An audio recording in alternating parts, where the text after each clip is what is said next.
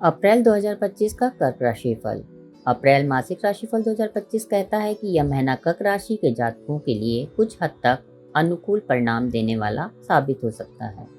आपके एकादश भाव में देवगुरु बृहस्पति विराजमान रहकर पंचम भाव, सप्तम भाव और नवम भाव को देखेंगे। वह आपके भाग्य में वृद्धि करेंगे। भाग्य की कृपा से धन लाभ के योग बनेंगे। आपके प्रेम संबंधों के लिए भी अनुकूलता से भरा महीना रहेगा। इसके साथ ही वैवाहिक संबंधों में भी प्रगाढ़ता आएगी। बृहस्पति महाराज वैवाहिक संबंधों में चल रहे तनाव को कम करेंगे। व्यापार में उन्नति का योग बनेंगे। लंबी यात्राओं में आपको इस दौरान लाभ होने के प्रबल योग बनेंगे। विद्यार्थियों के विदेश जाकर पढ़ने का सपना पूरा होने का योग बन रहा है। यह प्रतियोगिता परीक्षा में लगे विद्यार्थियों के लिए भी सुनहरा समय साबित हो सकता है। आर्थिक मामले में भी यह अच्छा समय रहेगा, लेकिन आपके पिताजी को स्वास्थ्य समस्याएं परेशान कर सकती हैं। भाई बहनों का भी ग्रह गोचर का प्रभाव पड़ने से आपके और आपके संबंधों में असर पड़ सकता है और उन्हें भी स्वास्थ्य संबंधी समस्याएं बनी रह सकती हैं। स्वास्थ्य के दृष्टिकोण को देखें तो उसमें भी उतार चढ़ाव की स्थितियां बन रही हैं। इस महीने आप विदेश जाकर सफल हो सकते हैं और कोई बड़ी प्रॉपर्टी खरीदने में भी आपको कामयाबी मिलने की संभावना है। आपको कार्य क्षेत्र में आपके वरिष्ठ अधिकारियों का सानिध्य मिलेगा, जिससे आपको लाभ होगा। कार्य क्षेत्र, करियर के दृष्टिकोण से यह महीना आपके लिए मध्यम रूप से फलदायी रहने की संभावना है, लेकिन कुछ अच्छी बातें भी इस महीने हो सकती है। यदि आप कोई नौकरी करते हैं तो दशम भाव के स्वामी मंगल महाराज महीने की शुरुआत में द्वादश भाव में विराजमान रहेंगे, जो आपको विदेश गमन करा सकते हैं अथवा काम के सिलसिले में एक जगह से दूसरी जगह भेज सकते हैं। उसके बाद 3 तारीख को वह आपके ही प्रथम भाव में आ जाएंगे। आपको सफलता मिलने के प्रबल योग बनेंगे। बृहस्पति महाराज जो आपके 6वें भाव में स्वामी हैं, पूरे महीने आपके एकादश भाव में बने रहेंगे, जिससे नौकरी कर रहे जातकों को विशेष लाभ मिल सकता है और आपके वरिष्ठ अधिकारी आपके प्रति प्रेम का भाव रखेंगे। आपसे उनकी निकटता आपको समय समय पर लाभ पहुंचाएगी। उनकी नज़र में आप एक अच्छे व्यक्ति होंगे, जो आपके कार्यक्षेत्र को महत्व देने वाला व्यक्ति होगा। नवम भाव में 5 ग्रहों का योग नौकरी में आपका तबादला भी करा सकता है। इसके अतिरिक्त इस दौरान आपको एक से ज़्यादा जगहों में काम करने का अवसर भी मिल सकता है। यदि आप चाहें तो दूसरी जगह अच्छी नौकरी प्राप्त कर सकते हैं, जहां अच्छे पद पर अच्छी तनख्वाह मिल सकती है। व्यापार कर रहे जातकों के लिए यह महीना अच्छा रहेगा। व्यावसायिक यात्राएं आपके लिए लाभदायक साबित होंगी। सप्तम भाव के स्वामी शनि महाराज पूरे महीने नवम भाव में रहेंगे। इसके फलस्वरूप आप जितना ज्यादा प्रयास करेंगे, जितनी यात्राएं करेंगे, व्यवसाय के संबंध में उतने ही अच्छे परिणाम आपको मिल पाएंगे। आपको एक बात का ध्यान रखना होगा कि आपके पास आपको ध्यान देना होगा कि आपके पास कोई ऐसा अवसर मिल आए जिससे आपको कुछ नए काम मिल जाए, लेकिन यह काम अच्छा नहीं होगा। उनमें से कुछ काम कानून के विरुद्ध जाकर भी करने पड़ सकते हैं, इसलिए इस दौरान ऐसा कुछ भी करने से बचें, नहीं तो आप मुसीबत में फंस सकते हैं। आर्थिक स्थिति को देखा जाए तो आपके लिए यह महीना कुछ मायनों में अनुकूल रहने की संभावना दिखाई दे रही है। महीने की शुरुआत तो कुछ कमजोर रहेगी, लेकिन मंगल महाराज द्वादश भाव में बैठकर आपका कुछ खर्च बढ़ा सकते हैं। चोट लगने की स्थिति बन सकती है, इसलिए थोड़ा संभल कर रहें, उस पर खर्च हो सकता है। आप काम के सिलसिले में एक स्थान से दूसरे स्थान पर जा सकते हैं, इसमें भी खर्च हो सकता है, लेकिन 3 तारीख को ही मंगल महाराज आपकी राशि में प्रवेश कर जाएंगे, तो आपके लिए अनुकूल समय होगा और राजयोग समान परिणाम मिलेंगे। इससे आपको आर्थिक लाभ मिलने की स्थिति बनेगी। पूरे महीने एकादश भाव में बृहस्पति महाराज बैठकर आपकी आमदनी को बढ़ाने में महत्वपूर्ण योगदान देंगे और आपको धन लाभ प्रदान करेंगे। शनि महाराज नवम भाव में बैठकर एकादश भाव को पूर्ण तृतीय दृष्टि से देखेंगे, जो आपकी आमदनी में इजाफा करेंगे। आपको लगातार आमदनी प्राप्त होने का कोई ना कोई जरिया प्राप्त होता रहेगा। इसके अतिरिक्त सूर्य महाराज महीने के उत्तरार्ध 14 तारीख से दशम भाव में प्रवेश करेंगे और अपनी उच्च राशि में होंगे। इससे सरकारी क्षेत्र में भी लाभ के योग बनेंगे। आपको अनेक माध्यमों से लाभ की प्राप्ति होगी और इस दौरान आपकी आर्थिक स्थिति मजबूत बनेगी। महीने की शुरुआत के कुछ दिनों में शेयर बाजार में निवेश करना आपके लिए लाभदायक साबित हो सकता है, लेकिन महीने का उत्तरार्ध इनके लिए अनुकूल नहीं है, इसलिए उसे दौरान सावधानी बरतनी होगी और किसी भी तरह के निवेश से हाथ पीछे खींचने का बेहतर रहेगा। हालांकि आप दीर्घकालीन निवेश के बारे में गंभीरता से विचार कर सकते हैं। आप अपनी संतान के भविष्य के लिए भी कोई योजना में धन का निवेश कर सकते हैं। स्वास्थ्य। अप्रैल मासिक राशिफल 2025 भविष्यवाणी कर रहा है कि यह महीना स्वास्थ्य के दृष्टिकोण से ठीक ठाक रहने की अच्छी संभावना है। फिर भी आपको अपने स्वास्थ्य समस्याओं पर ध्यान देना होगा, क्योंकि महीने की शुरुआत में मंगल महाराज द्वादश भाव में विराजमान रहेंगे। भले ही वह 3 दिन वहां रहेंगे, लेकिन स्वास्थ्य समस्याओं को बढ़ा सकते हैं। किसी तरह की चोट लगने की स्थिति बन सकती है, इसलिए थोड़ी सावधानी से वाहन चलाएं। उसके बाद मंगल महाराज आपकी राशि में आ जाएंगे। इस दौरान गुस्से में आकर किसी से उल्टा सीधा ना बोलें, इससे आपको उच्च रक्तचाप की समस्या हो सकती है या अनियमित रक्तचाप आपको परेशान कर सकता है।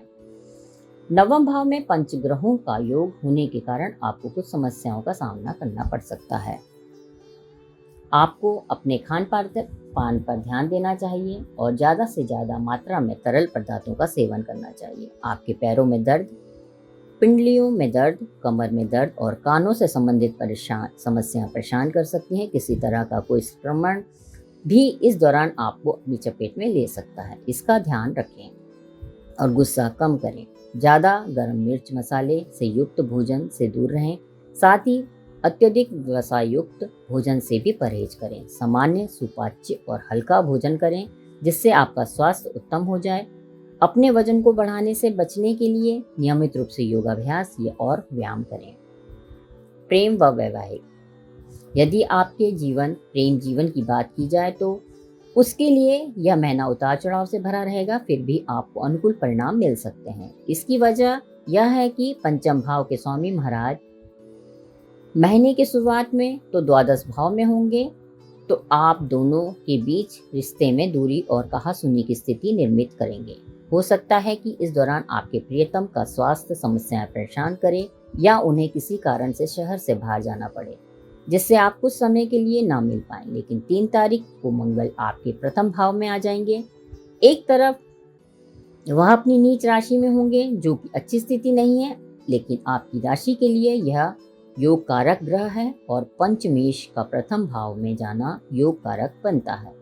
ऐसी स्थिति में आपको अपने प्रियतम का पूरा सहयोग मिलेगा और उनसे आपके प्रेम संबंध धीरे धीरे मधुर बनेंगे। हालांकि आपको अपने स्वभाव में बढ़ते हुए क्रोध और चिड़चिड़ेपन से बचना चाहिए, क्योंकि यह आपके रिश्ते में परेशानियां उत्पन्न कर सकती है और बिना किसी ठोस कारण के आपस में लड़ाई झगड़ा करा सकती है। दूसरी ओर देवगुरु बृहस्पति पूरे महीने एकादश भाव पर बैठकर आपके पंचम भाव में अपनी अमृत समान दृष्टि डालेंगे, जिससे आपका रिश्ता धीरे धीरे संभलता चला जाएगा और रिश्ते में आ रही समस्याएं दूर होंगी। आप अपने प्रेम जीवन का आनंद ले पाएंगे। यदि आप चाहें तो अपने प्रियतम को विवाह का प्रस्ताव भी दे सकते हैं, इससे आपके प्रेम विवाह का मार्ग खुल सकता है। जो लोग अभी तक अविवाहित हैं, उनके विवाह की बात पक्की हो सकती है और कुछ लोगों का विवाह भी इस दौरान हो सकता है। वहीं वैवाहिक संबंधों में बंधे जातकों के लिए यह महीना उतार चढ़ाव से भरा रहेगा। महीने की शुरुआत में द्वादश भाव में बैठे मंगल की अष्टम दृष्टि सप्तम भाव पर होने से जीवन साथी से लड़ाई झगड़े की स्थिति बन सकती है। दूसरी ओर सप्तम भाव के स्वामी शनि महाराज पूरे महीने नवम भाव में रहेंगे, जिससे जीवन साथी के साथ लंबी दूरी की यात्रा पर जाने के योग बनेंगे। लेकिन शनि के साथ सूर्य, शुक्र, बुध और राहु भी विराजमान रहेंगे, जो शनि को पीड़ित कर सकते हैं। इससे वैवाहिक संबंधों में तनाव बढ़ सकता है और जीवन साथी को अलग अलग प्रकार की स्वास्थ्य समस्याएं परेशान कर सकती हैं। इस सब के बावजूद बृहस्पति महाराज सप्तम भाव को भी संभाले रहेंगे और आपका रिश्ता चलता रहेगा। साथ ही धीरे धीरे आपसी समझ विकसित होगी। यही आपसी समझ आपके रिश्तों को परिपक्व बनाएगी और आप एक दूसरे को बेहतर तरीके से समझेंगे। ध्यान रखें कि आपको अपने व्यवहार को संभालना होगा, क्योंकि उसी की वजह से रिश्ता बिगड़ सकता है। पारिवारिक। यह महीना पारिवारिक जीवन के लिए मध्यम रहने की संभावना दिखाई दे रही है। चौथे भाव के स्वामी शुक्र महाराज पूरे महीने अपनी उच्च राशि मीन में नवम भाव में विराजमान रहेंगे और महीने की शुरुआत में वह वक्री व्यवस्था में होंगे। ऐसे में माता और पिता से को कुछ समस्याएं हो सकती है। नवम भाव में राहु, बुध, शनि, सूर्य और शुक्र का पंचग्रही योग पिताजी को स्वास्थ्य समस्याएं भी दे सकता है। ऐसी स्थिति में आपको उनका ध्यान रखने के साथ साथ पारिवारिक आवश्यकताओं पर ध्यान देना होगा। 7 तारीख को नवम भाव में बैठे बुध महाराज और 13 तारीख को शुक्र महाराज वक्री अवस्था में मार्गी अवस्था में आ जाएंगे। वह समय कुछ अनुकूलता लेकर आएगा और पारिवारिक संबंधों को मजबूत बनाएगा। उसके साथ 14 तारीख को सूर्य महाराज नवम भाव से निकलकर 10वें भाव में अपनी उच्च राशि मेष में विराजमान होंगे। यह समय पिताजी को भी तरक्की देगा और आपकी भी काम में सफलता मिलने के योग बनेंगे, जिससे पारिवारिक जीवन में खुशहाली आएगी। फिर भी आपके पिताजी को कुछ समस्याएं, स्वास्थ्य समस्याएं परेशान कर सकती है। तीसरे भाव में केतु महाराज विराजमान रहेंगे तथा दूसरे भाव के स्वामी सूर्य महाराज होंगे। इस सभी स्थितियों को देखकर कहा जा सकता है कि भाई बहनों से आपके संबंध बनते बिगड़ते रहेंगे। कभी एकदम से अच्छा महसूस होगा, कभी आपके बीच मतभेद हो सकते हैं, लेकिन एकादश भाव में बैठे देवगुरु बृहस्पति की दृष्टि तीसरे भाव पर होने से आपके भाई बहनों से अच्छे संबंध स्थापित हो जाएंगे। वह भी आपको भरपूर आदर सम्मान देंगे, जिससे आपका पारिवारिक जीवन बहुत ही अच्छा व्यतीत होगा। इस महीने आपके भाई बहनों को आपकी आवश्यकता पड़ेगी तो आपको उनकी मदद के लिए तत्पर रहना चाहिए। परिवार को लेकर लंबी यात्राओं पर जाने के योग बन सकते हैं, लेकिन ध्यान रखें कि यात्राओं के दौरान किसी को भी किसी प्रकार की असुविधा ना हो, इसलिए पहले से ही पूरी तैयारी करके जाएं। उपाय: आपको अपनी राशि के स्वामी चंद्र महाराज के बीज मंत्र का जाप करना चाहिए। शिव जी का रुद्राभिषेक कराएं अथवा प्रतिदिन शिवलिंग पर दूध मिश्रित जल अर्पित करें।